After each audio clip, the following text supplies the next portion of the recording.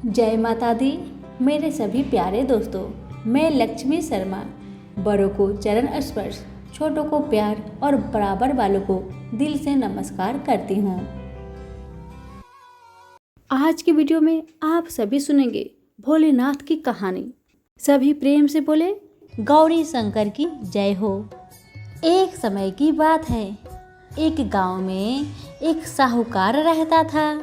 उस साहूकार के घर में कुछ का भी कमी नहीं था। धन दौलत हर कुछ भरमार था। बस एक ही चीज की कमी थी कि उसका कोई संतान नहीं था। साहूकार पुत्र प्राप्ति के लिए हर सोमवार का व्रत रखता था और पूरी श्रद्धा भक्ति के साथ शिव मंदिर जाकर भगवान शंकर और पार्वती जी का पूजा किया करता था। उस साहूकार का भक्ति देखकर गौरी माँ प्रसन्न हो गई और भगवान शंकर से कहने लगी, हे प्रभु, उस साहूकार की मनोकामना को पूर्ण कर दीजिए। पार्वती जी की इच्छा को सुनकर भगवान कहने लगे, हे पार्वती, इस संसार में हर प्राणी को उसके कर्मों का ही फल मिलता है और जिसके भाग्य में जो भोग लिखा है उसे भोगना ही पड़ता है। लेकिन माता पार्वती जी ने साहूकार की भक्ति का मान रखने के लिए उसकी मनोकामना को पूर्ण करने की इच्छा जताई। माता पार्वती के बार बार आग्रह करने पर शिव जी ने साहूकार को पुत्र प्राप्ति का वरदान तो दे दिए, लेकिन साथ ही ये भी कहे कि उसके बालक की आयु केवल 12 वर्ष की होगी। माता पार्वती और भगवान शिव की बातचीत को साहूकार सुन रहा था और भगवान के सारे बातें को सुन लिया कि उसका पुत्र का आयु सिर्फ 12 वर्ष तक ही होगी। लेकिन साहूकार को ना तो इस बात की खुशी थी और ना ही दुख। वह पहले की भांति शिव जी का पूजा करता रहा। कुछ समय के बाद साहूकार के घर एक पुत्र का जन्म हुआ। जब वह बालक 11 वर्ष का हुआ तो उसे पढ़ने के लिए काशी भेज दिया गया। साहूकार ने पुत्र के मामा को बुलाकर उसे बहुत सारा धन दिया और कहा कि तुम इस बालक को काशी विद्या प्राप्ति के लिए ले जाओ और मार्ग में यज्ञ कराना। जहाँ भी यज्ञ कराओ वहाँ ब्राह्मणों को भोजन कराते और दक्षिणा देते हुए जाना।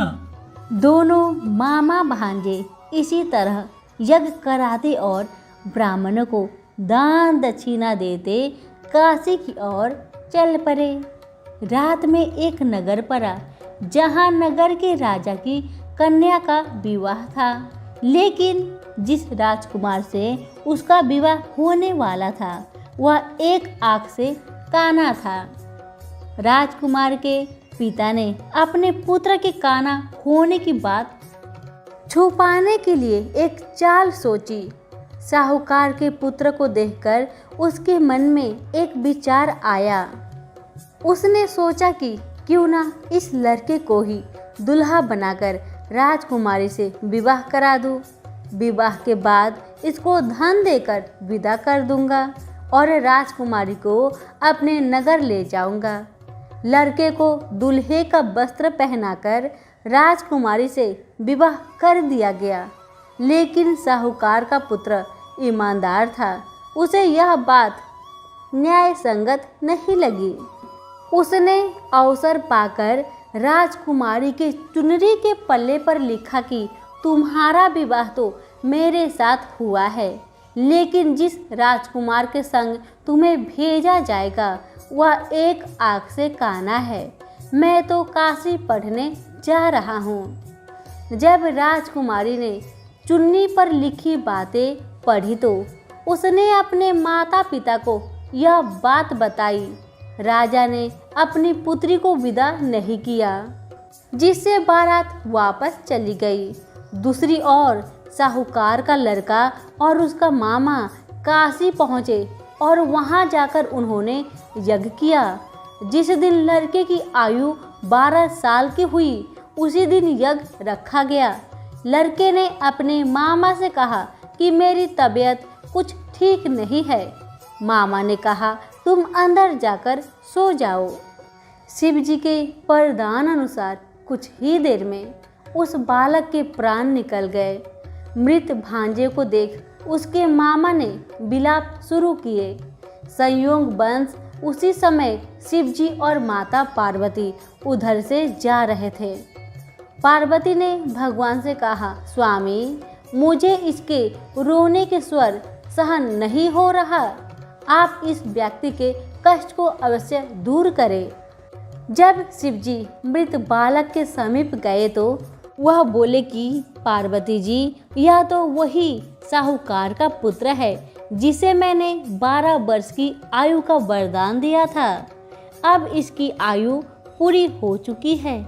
लेकिन मातृभाव से विभोर माता पार्वती ने कहा कि हे महादेव, आप इस बालक को और आयु देने की कृपा करें, अन्यथा इसके वियोग में इसके माता पिता तड़प तड़प कर मर जाएंगे। माता पार्वती के आग्रह पर भगवान शिव ने उस लड़के को जीवित होने का वरदान दे दिए। शिव जी की कृपा से वह लड़का जीवित हो गया। शिक्षा समाप्त करने पर लड़का मामा के साथ अपने नगर की ओर चल दिया। दोनों चलते चलते उसी नगर में पहुँचे जहाँ उसका विवाह हुआ था। उस नगर में भी उन्होंने यज्ञ का आयोजन किया। उस लड़के के ससुर ने उसे पहचान लिया और महल में ले जाकर उसकी खातिरदारी की और अपनी पुत्री को विदा किया। इधर साहूकार और उसकी पत्नी भूखे प्यासे रहकर बेटे की प्रतीक्षा कर रहे थे। उन्होंने प्रण कर रखा था कि यदि उन्हें अपने बेटे की मृत्यु का समाचार मिला तो वह भी अपना प्राण को त्याग देंगे। परंतु अपने बेटे के जीवित होने का समाचार पाकर वह बेहद प्रसन्न हुए। उसी रात भगवान शिव ने व्यापारी के सपने में आकर कहा, हे श्रेठी, मैंने तेरे सोमवार के व्रत करने और व्रत कथा सुनने से प्रसन्न होकर तेरे पुत्र को लंबी आयु प्रदान की है। और इसी प्रकार जो कोई सोमवार का व्रत करता है या कथा सुनता है या पढ़ता है, उसके सभी दुख दूर होते हैं और समस्त मनोकामनाएं पूर्ण होती है। सभी प्रेम से बोले गौरी शंकर की जय हो।